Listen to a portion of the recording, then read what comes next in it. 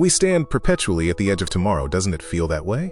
Our eyes fixed on a horizon shimmering with promised success, future peace, and ultimate happiness. We are constantly running, tirelessly pursuing those things we believe we lack, convinced that once we possess them, the true feeling of well-being will finally settle upon us. But look closely at the frantic effort of this chase. In our devotion to gaining what is absent, we often tragically surrender the profound beauty of what is already present. We allow the future, a phantom we cannot grasp, to steal the genuine joy of this moment, this day, this breath. What if we told you that the secret to true, abiding happiness and the power to shape your entire reality is not found in external acquisition, but in an internal shift perspective? What if the most valuable assets we possess are those we never even put a price on? Welcome, dear friends, to Motive 8 Flow.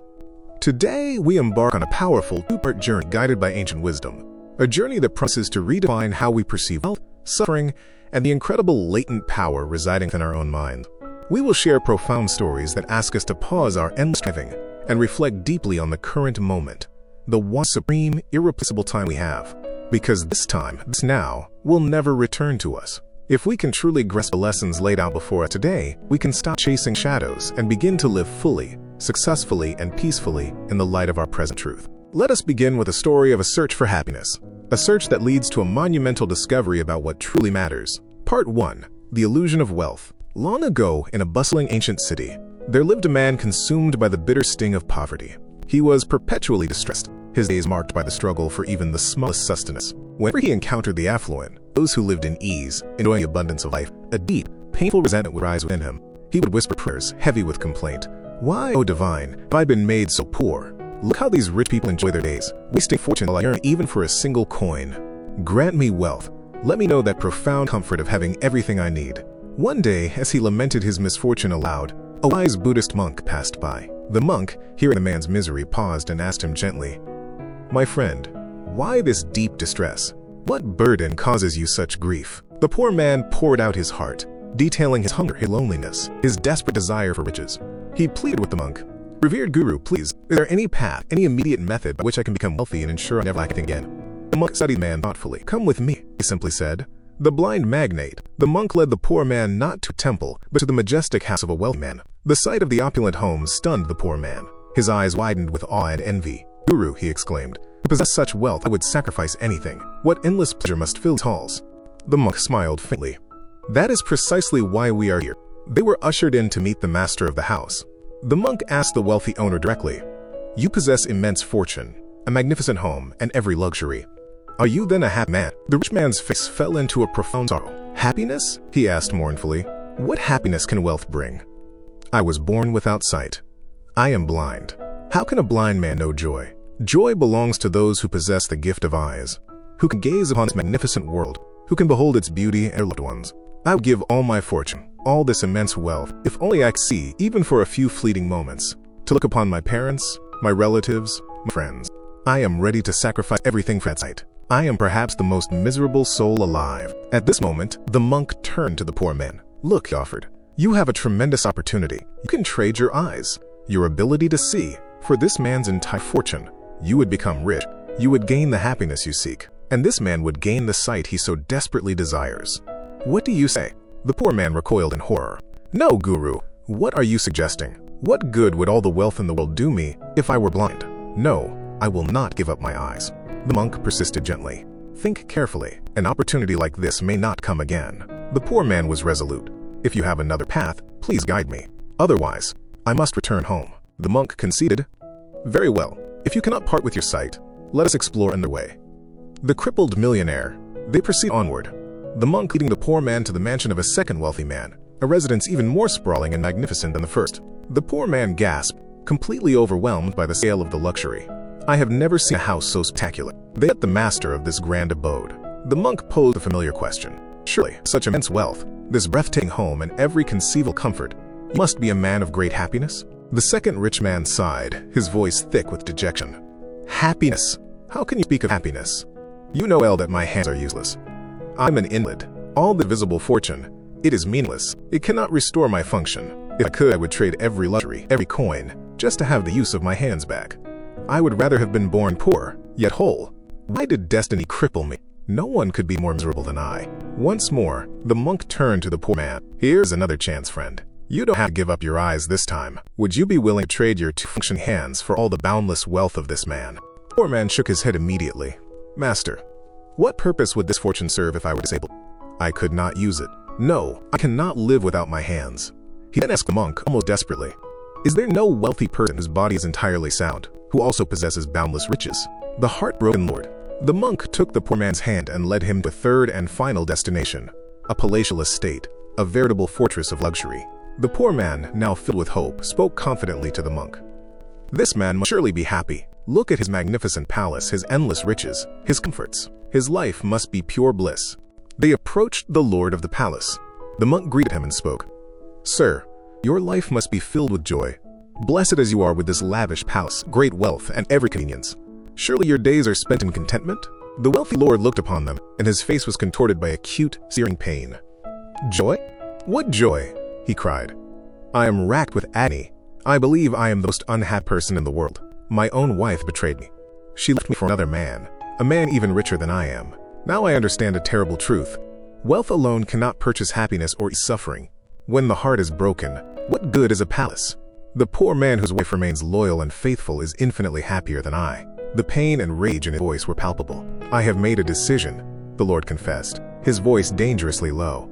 I intend to murder both my wife and her lover. The lesson of the glass shards. The monk, ever calm, intervened gently.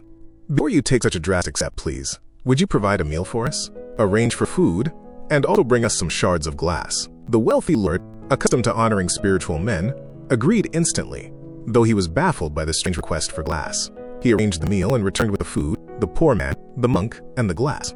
As the three men prepared to eat, the Buddhist monk performed an astonishing action. He took the glass shards and mixed them directly into the Lord's food. Now, the monk said, offering dish, you may eat. The Lord was horrified. Guru, what are you doing? You have mixed glass into my meal. How can I consume this? It will cause me immense suffering. It could even kill me. The monk smiled knowingly. Ah, so you recognize the danger immediately, he replied. You understand that if you consume this food, the glass shards will cause pain. But do you not realize that if you wish to eat this food, if you wish to sustain your life and find nourishment, you must first carefully remove the harmful glass shards, separating them entirely? Only then will the food be safe and beneficial. It will not cause pain. It will bring you comfort. The Lord stared at the mixed food, confusion etched on his face. What are you trying to tell me, Guru? This is the teaching, the monk explained. People who resemble these shards of glass, those who cause you sharp, cutting pain. If you cling to them, you will inevitably suffer. The solution is exactly the same as with the poisoned food. You must separate the glass shards from the meal of your life. You must let go of those who are not meant to be with you, your unfaithful wife and her lover.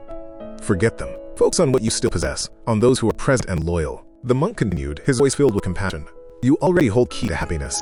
You have your daughter. She craves your love, your presence, and your care. Is it not your duty to nurture and raise her? Joy is already yours. You must extract this dangerous idea, this intent to commit murder and revenge, from your heart. That intent is precisely like the glass-filled meal. Its consequences will be horrific. The rich lord understood instantly. Relief washed over him as he bowed deeply to the monk. Guru, you have saved me from committing a terrible sin.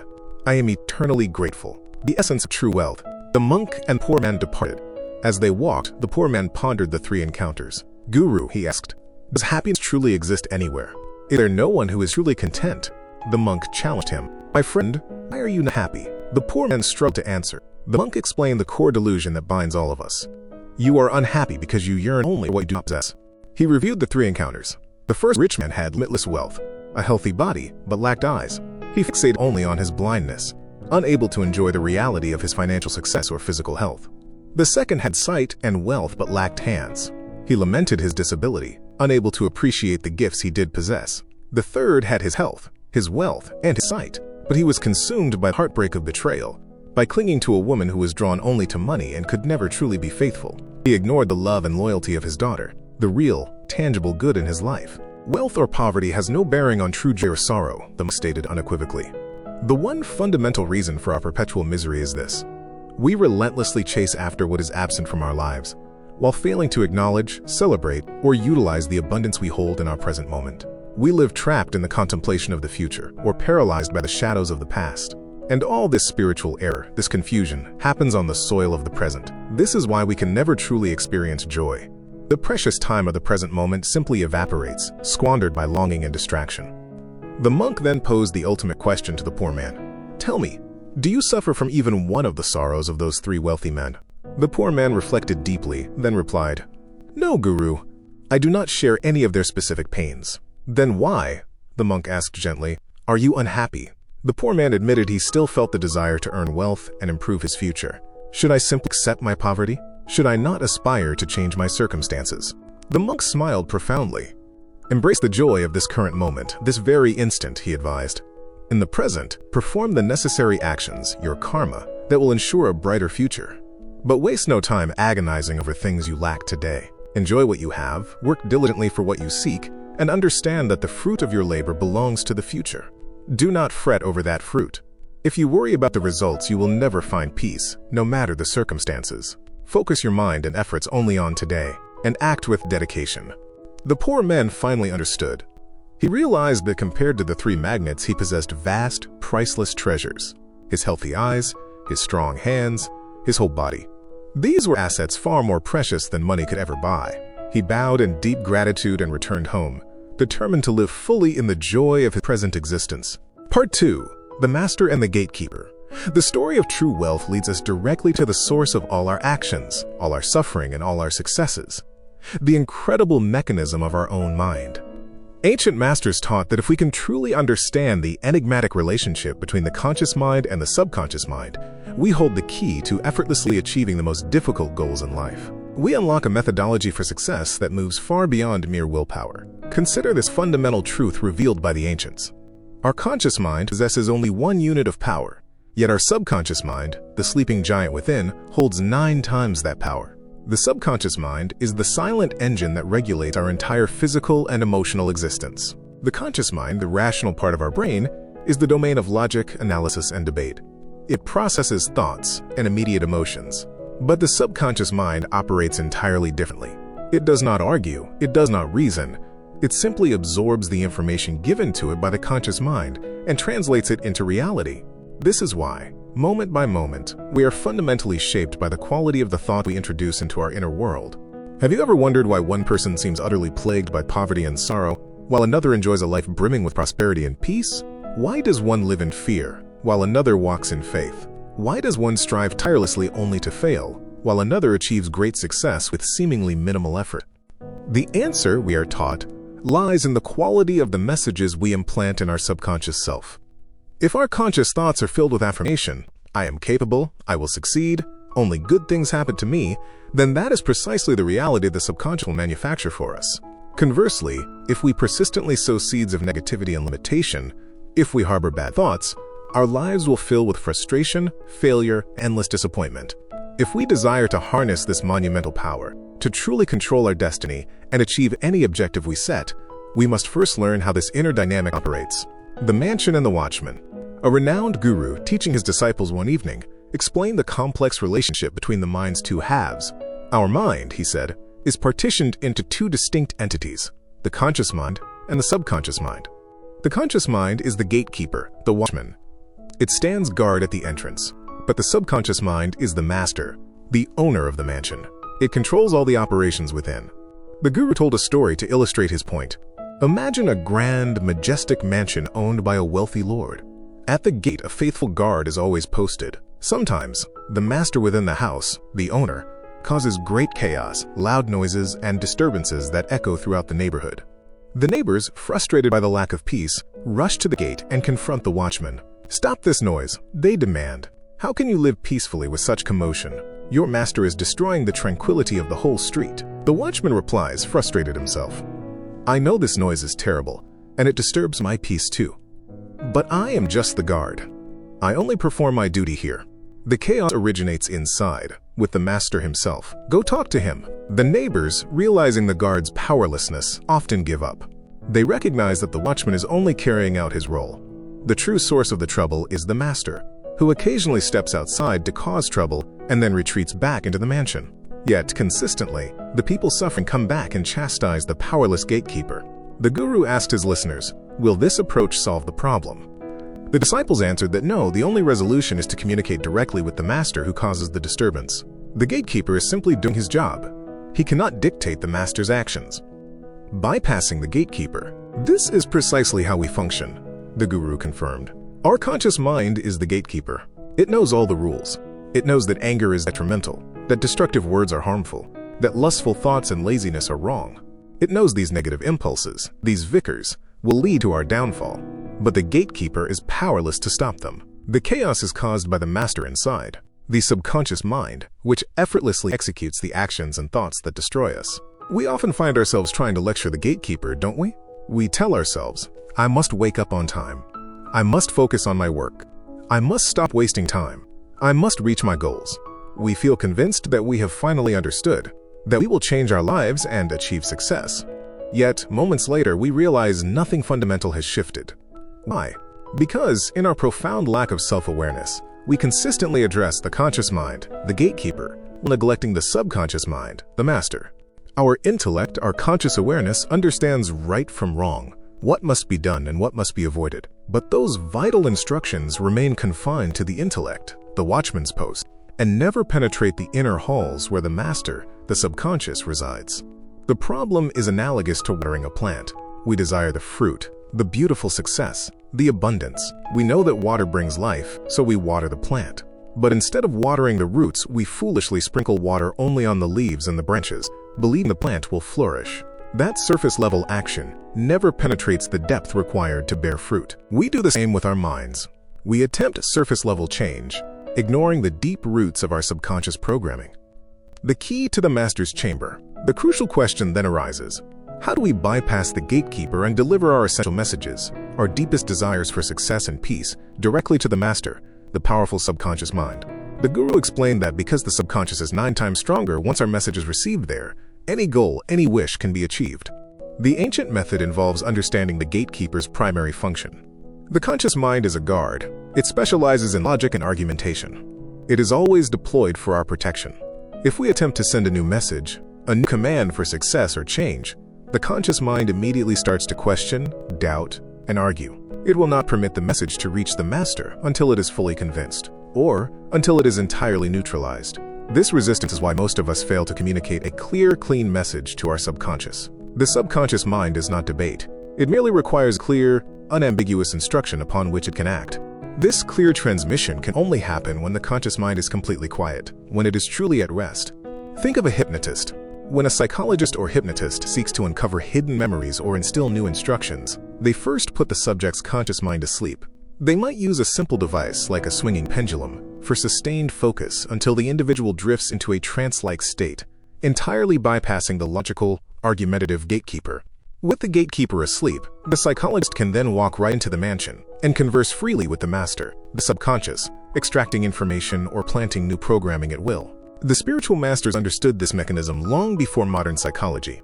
A great Tibetan philosopher once taught that understanding alone can transform life. But this teaching was delivered in a time when people were generally simpler, their minds quieter, and their capacity for peace was high. They listened and absorbed wisdom without immediate argument. But for those whose minds are relentless, who are experts in debate and logic, the masters taught a different approach. Allow the conscious mind to argue until it exhausts itself. We must allow our logic to run its course, to question, to doubt, to analyze, until it finally tires and realizes that no true gain, no real solution, comes from endless rationalization. Only when our intellect finally says, I am fatigued and I have achieved nothing by this debate, will it become quiet. In that stillness, that moment of cognitive exhaustion, the wisdom can finally enter peacefully. This means that to truly change our lives, we must stop fighting the surface symptoms, the leaves, and go straight to the root, the master. We must cultivate silence and stillness to allow our most positive intentions to bypass the relentless logic of the gatekeeper. True, lasting change flows from the deep, quiet convictions we install in our subconscious core. We have seen today that true wealth is not held in our bank accounts, but in the perfection of our health, our relationships, and our inherent capacity to choose peace. We have learned that our suffering is not caused by poverty, but by our focus on what we lack. And critically, we have identified the powerful duality within, the gatekeeper who argues, and the master who acts. Our challenge now is to focus only on present, do our work with dedication, appreciate the healthy body we inhabit, and consciously choose to feed the master within only the most positive, unambiguous messages. When we choose to remove the glass shards, the destructive thoughts and toxic attachments, From the nourishment of our lives, we pave the way for a reality defined by profound joy and success. We sincerely hope this journey into ancient wisdom has sparked a new realization within your heart. If these insights resonated deeply with you, please help us share this knowledge by giving this video a like, leaving a thoughtful comment on what you learned today, and subscribing to Motive 8 Flow if you haven't already. Until next time, remain present, act consciously, and remember that the greatest power you will ever possess resides in the stillness of your own mind.